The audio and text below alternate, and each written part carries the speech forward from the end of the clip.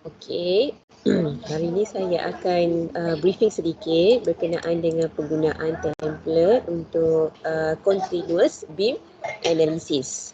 Okey, untuk continuous beam analysis ni rasuk selanjar lah kan. Okey, so untuk rasuk selanjar ni saya limitkan untuk template analysis ni hanya kepada 2 rentang rasuk sajalah. Hanya 2 rentang rasuk. Okey, contoh macam ni ya. Okey. Okey, contoh kita ada satu plan, key plan. Okey, so kalau daripada key plan ni, okey, rasuk-rasuk continuous Okey, so continuous beam tu contohnya yang inilah. Ni bahagian ini. So beam A daripada daripada 2 hingga ke 5 ni, daripada grid 2 hingga ke 5. So ini adalah continuous beam. Okay, continuous beam. So daripada tupang kolom ke kolom, yang ini adalah span yang pertama. And then yang tengah-tengah ni span number 2. And then kita ada span yang ketiga. So kalau ini kita ada 3 span lah. Okay, so tapi untuk analisis bagi saya punya template Excel tadi tu, you all tak perlu ambil 3-3. Just enough lah, you hanya ambil daripada grid 2 hingga ke grid 4A sahaja. Maksudnya merujuk kepada dua rentang rasuk saja. Okey, 2 rentang rasuk.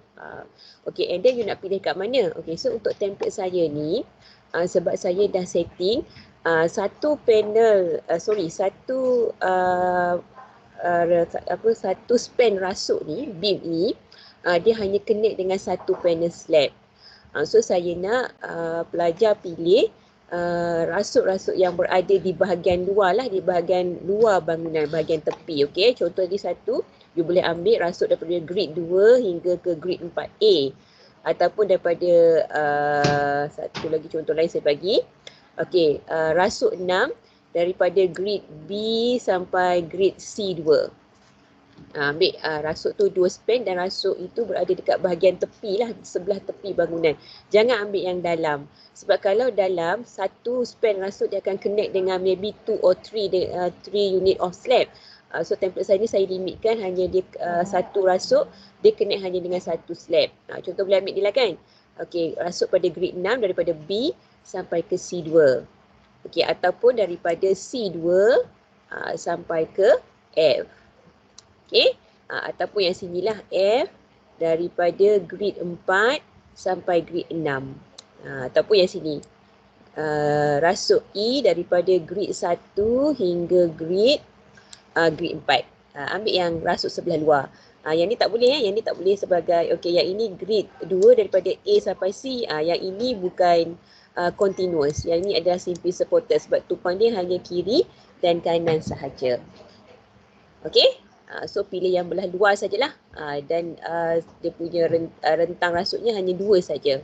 Okey, 2 rentang saja. Okey, yang itu berkenaan dengan cara you nak memilih lah, nak milih lokasi-lokasi beam untuk continuous lah. Okay, so kita balik semula kepada template Excel tadi. Okey, so daripada template ini, template Excel ini, okey, so yang pertama dia sama juga dengan simple supported lah. So pada helaian ataupun sheet yang pertama, you kena masukkan maklumat berkenaan dengan beam location lah. So bahagian ini, macam ni saya dah masukkan untuk beam location. Okey, untuk beam location dekat mana lokasi beam itu. Okey, so lokasi beam saya itu berada pada first floor. Okey, berada pada first floor. And then saya nak design beam. Okey, beam satu adalah beam FS13D. Yang ni lah.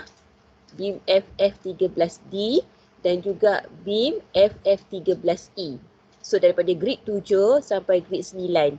Beam B dari 7 hingga ke 9. So dia ada rentang yang pertama daripada grid 7 sampai ke grid 8. Di mana dia attach dengan slab FS22. Slab yang pertama. Okey, dan beam yang kedua daripada grid 8 hingga ke grid 9 iaitu beam FF13E. Dia connect dengan slab FS24. Okey, FS24. Okey. And then maklumat lain yang you kena masukkan adalah saiz beam lah. So untuk saya ni contoh dia saiz beam saya 125 kali 450. Dan juga panjang beam. So L1 ni merujuk beam yang pertama lah FF13D. So FF13D panjang rasuk saya adalah 3.658 dan untuk L2 merujuk kepada beam nombor 2 lah FF13E di mana panjang beam saya daripada grade 8 hingga grade 9 iaitu 2.134. Okey, yang ni untuk helaian yang pertama lah. Okey, maklumat berkenaan dengan kedudukan beam dan juga maklumat-maklumat general information lain lah, saiz dia, panjang beam, dia attach dengan slab apa, lokasi dia kat ground floor ke ataupun dekat first floor. Okey, so yang ini untuk first sheet. Okey, and then terus masuk kepada sheet yang kedua. Okey, untuk masuk kepada kita nak buat loading analysis lah. Okey, so loading analysis ni pun sama. Maksudnya kita akan buat agihan beban daripada slab kita transfer bawa ke beam. Okey, so di sini kita akan buat satu-satu lah. Kita akan buat satu-satu. Okey, yang pertama kita akan dapatkan dulu loading pada beam FF13D. Yang ni dia auto detect sebab tadi beam yang pertama, beam 1 adalah beam FF13D. So kita akan dapatkan dulu lah loading untuk beam FF13D. And then beam FF13D ni tadi, FF13D dia attach dengan slab FS22. Okey, dia attach dengan slab FS22 lah. Ini slab yang daripada BF, daripada grade 7, 8 dan B hingga ke F. Okey, so di mana kegunaan untuk slab FS22 ni adalah kegunaannya adalah untuk bedroom. Okey, kegunaan slab refer kepada architecture plan lah, apa kegunaan panel slab itu. So macam contoh saya, dia digunakan untuk bedroom. Okey. Okey, so sama juga macam simply supported sebelum ini. Okey, dapatkan dulu loading pada panel FS22. Okey, so ketebalan slab macam di plan saya, ketebalan slab adalah 150 mm lah. Okey, and then location dia pada first floor plan dan kegunaan slab adalah bedroom. Gunaan slabnya adalah bedroom. Okey, so pertama kita dapatkan dulu beban mati, dead load. Okey, kira dulu slab self weight. Okey, slab self weight. Okey, so slab self weight ni macam biasalah.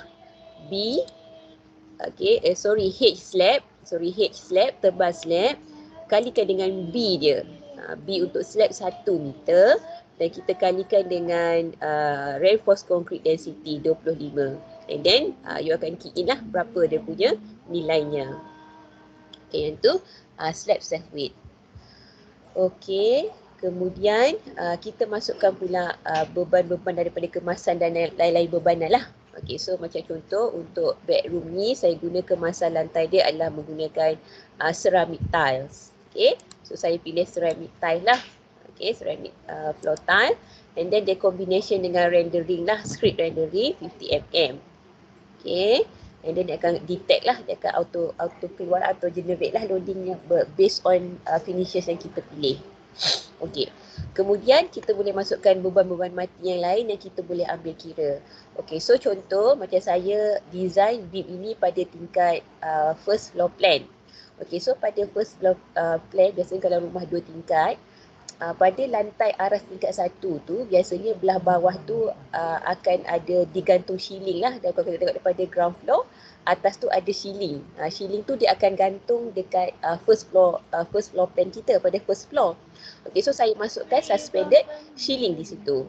Okey, saya tambahkan dengan ada dead load tu, saya tambahkan dengan suspended shieling dan juga saya pluskan juga dengan services. Services ni contoh mungkin nak buat wiring, electrical wiring apa kan, so kita boleh tambah sebagai services lah.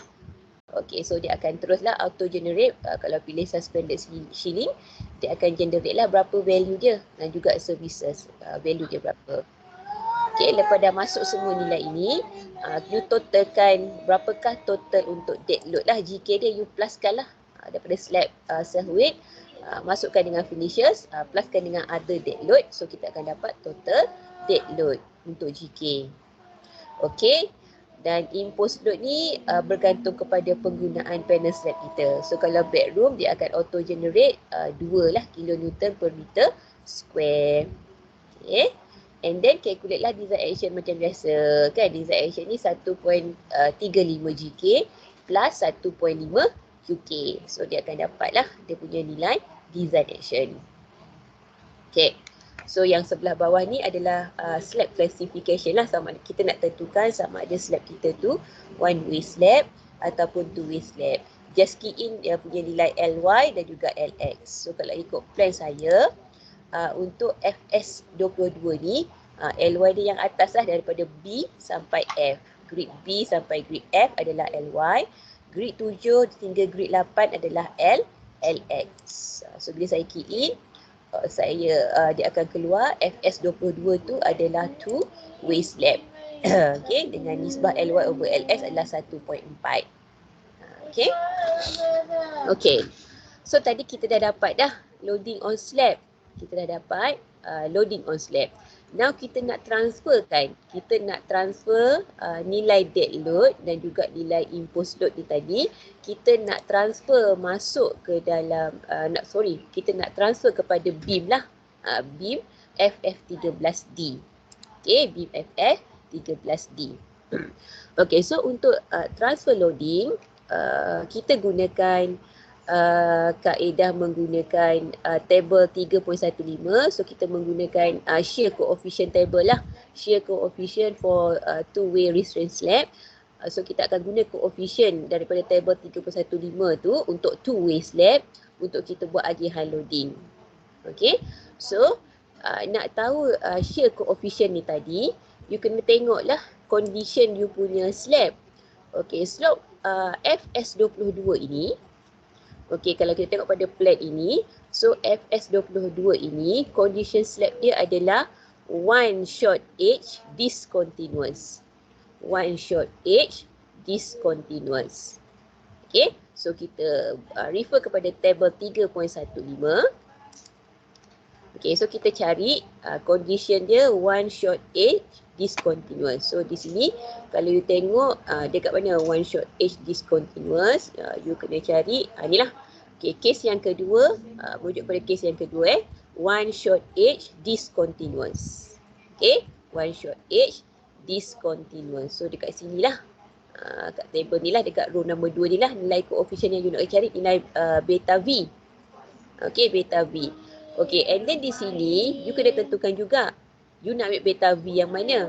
Adakah nak ambil beta Vx ataupun nak ambil beta Vy. Okey, nak tahu nak ambil beta Vx ke beta beta Vy. So kita tengok kedudukan beam itu pada slab. Okey, so beam itu berada pada bahagian ni kan, FF13D tu, beam itu duduk di bahagian discontinuous edge. Discontinuous edge.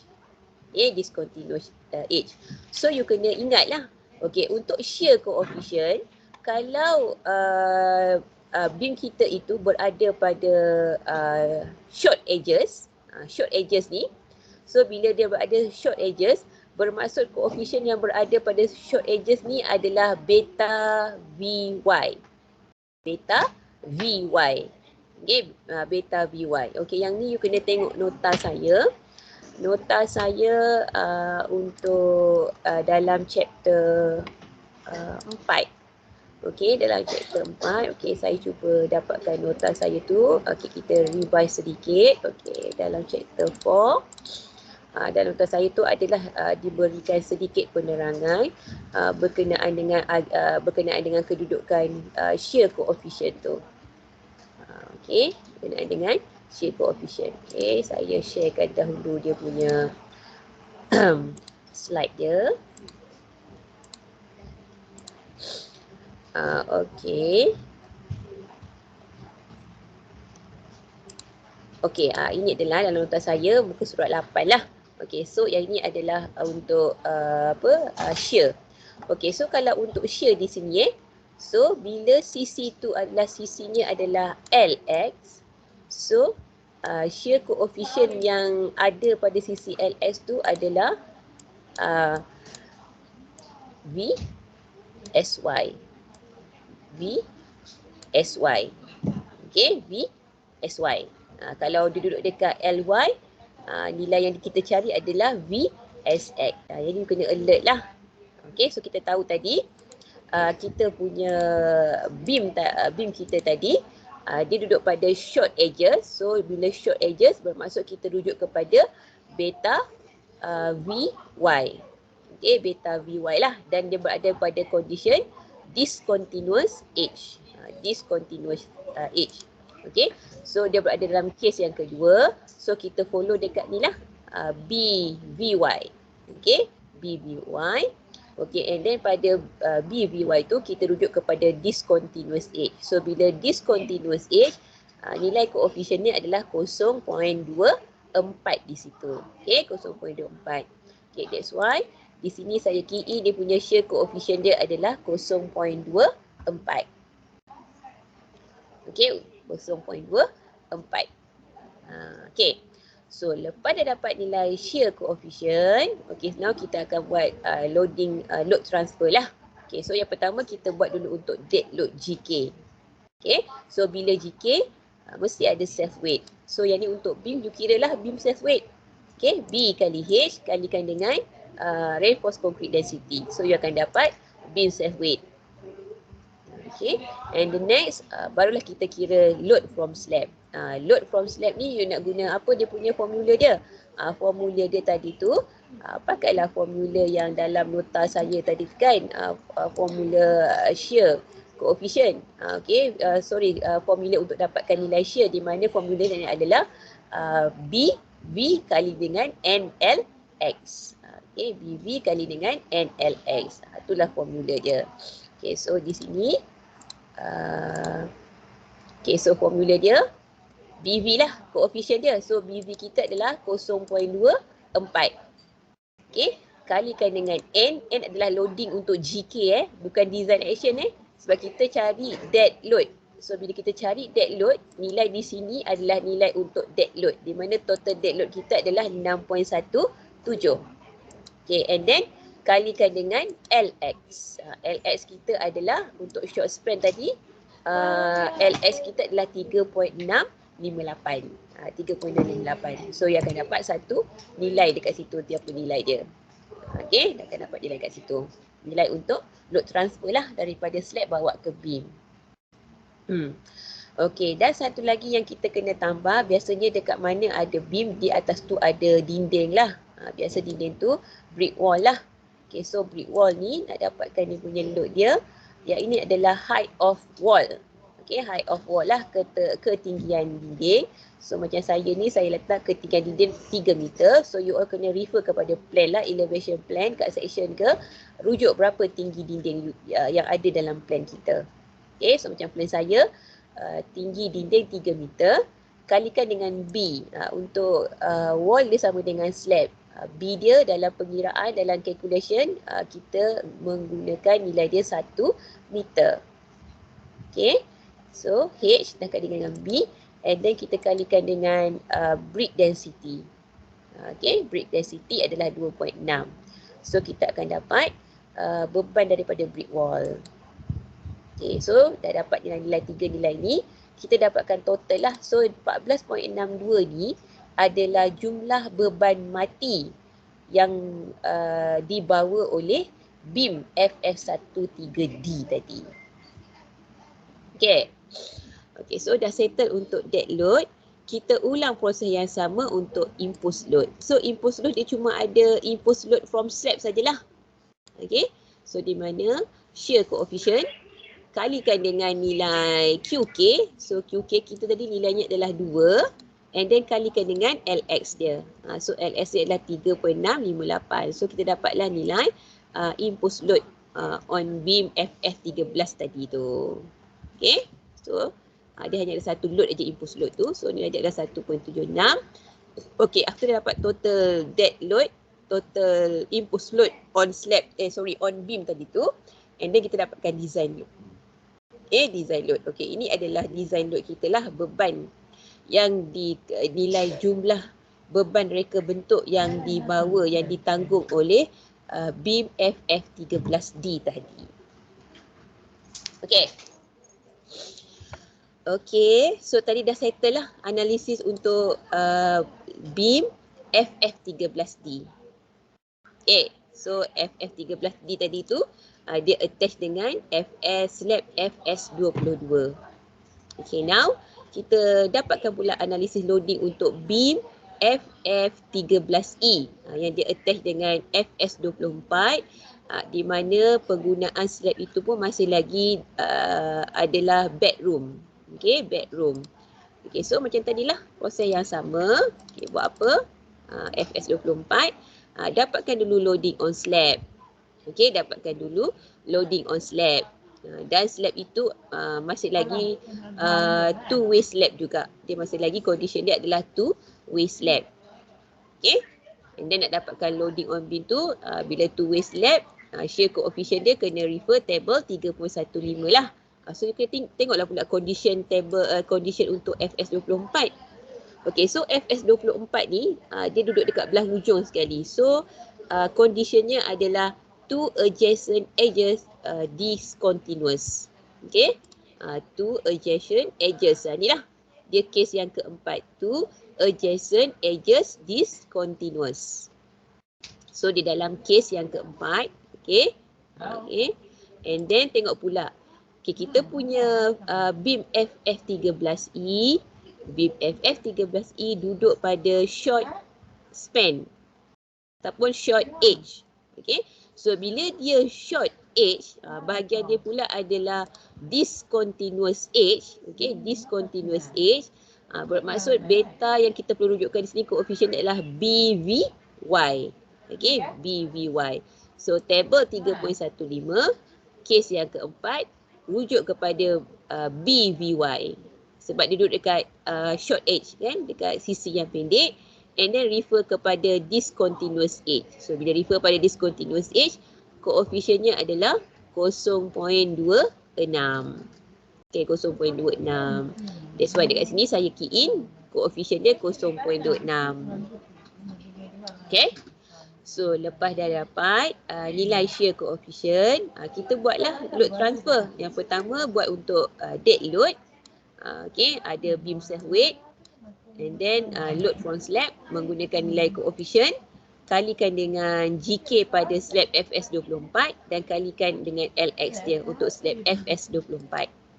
Okay, and then tambahkan dengan brick wall. So kita akan dapat total GK. Okay, after that buat pula untuk impulse load lah. Okay, proses yang sama until lah dapat design load untuk beam FF13E. Okay, sampai dapat FF13E. So nilai design load ni lah yang kita nak pakai. Nilai design load W tadi untuk FF13D dan design load untuk beam FF13E ni lah tadi yang kita nak pakai untuk buat analisis nak dapatkan nilai bending moment dan shear force tadi. Okay, so dia tak terhenti di sini.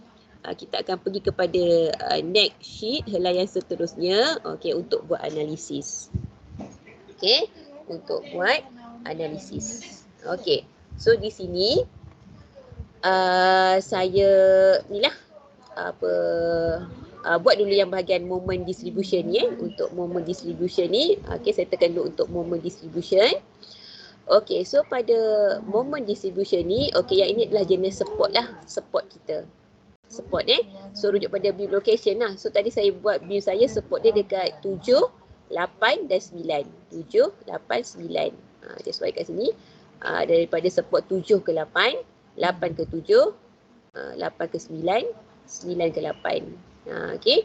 Yang ni kan you all dah belajar kan buat moment distribution masa semester 4, guna kaedah moment distribution method.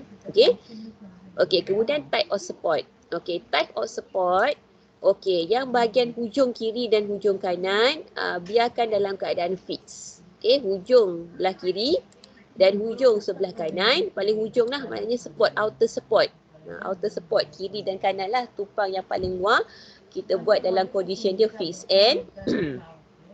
Dan untuk bahagian tengah tu kita biarkan dalam keadaan pin. Okay, dalam keadaan pin. Okay, so maknanya untuk yang dekat sini samalah macam helaian sheet yang sebelum-sebelumnya, hanya key in pada petak-petak yang ada bold border tu yang warna putih saja. Yang lain jangan kacau. Yang ni pun samalah. Okay, bahagian yang atas ni you ubah, bahagian support dia, tagging support dia. Okay, and then type of support you ubah dengan L. L ni bahagian petak yang putih dia je key in So maknanya panjang rentang lah. So untuk daripada 7 hingga 8. Okay, 7 hingga 8 panjang dia 3.658. Daripada 8 ke 9 panjang dia 2.134. Masukkan je. Ni kalau you key in dia memang auto lah. Dia, saya dah settingkan hanya kepada 2 titik perpuluhan. Okay. Okay, bila you masukkan nilai ni, okay, nilai I, W ni semua dia akan auto detect lah. So W you tengok W. W ni yang dia dah key in ni based on pada nilai loading yang kita kira ni tadi. 22.38 dengan 18.72 untuk dua-dua slab tadi tu. Untuk dua-dua unit beam tadi. Okay. So dia akan auto generate lah. Dia akan terus calculate, auto calculate. Dia akan keluar end moment. Dia akan terus dapatkan untuk support reaction. Okay, dia akan keluarlah gambar rajah shear force and bending moment diagram ni, dia akan auto generate. And then terus dia akan dapatkan nilai maximum shear force and bending moment. Okay, sebab nilai inilah yang kita akan pakai semasa dalam proses design. Okay, dalam proses design. So kita maklumlah untuk span yang pertama. Span pertama tu daripada tupang 7 hingga ke tupang 8 lah. Tupang 7 ke tupang 8. Yang ni lah. Daripada 7, 0 hingga 3 point something itu 7 hingga 8. So maximum shear dia adalah 43.63. Dan maximum moment dia adalah 28.24. Okay. Dan untuk span yang kedua tu that's mean daripada grade 8 ke grade 9. Okay. Grade 8 ke grade 9, V maksimumnya adalah 27.9 dan moment maksimumnya adalah 18.38. Okay. So based on nilai ini nanti kita akan buat kita punya design. Okay, kita akan buat kita punya reka bentuk nanti. Okay. So kalau ikut gambar rajah shear force ni tadi, okay, titik yang ni titik yang awal ni, okay, titik awal ni tadi ni, titik kat sini ni, okay, titik awal ni kat sini, yang ini adalah nilai shear So nilai shear kat sini merujuk yang inilah, shear ni tadi lah 43.63. Okay. Dan 38.24 ni yang ini nilai dekat bawah sini 38.24. And then atas ni dekat sini adalah 27.90 dan N ni dekat sini adalah 12.05 nilai dia punya shear je. Okey, nilai shear je kat situ. Okey, kemudian gambar rajah bending moment lah. Bending moment. Okey, pada titik kosong ni yang pertama ni dekat sini nilai bending dia adalah negatif 28.24. Okay, negatif 28.24. And then dekat tengah-tengah ni dia ada nilai ni. Dia ada nilai, satu nilai di tengah-tengah ni lah. Titik tengah dia. Okay, and then kita ada nilai di sini. Nilai dekat support ni lah. Dekat support tupang 8. Yang tu adalah 18.38. And then dekat N tu kita ada nilai moment dia adalah 1.487. Okay, 1.487. Okey, so itulah sahaja berkenaan dengan penerangan untuk analisis penggunaan untuk analisis untuk continuous beam. Okey.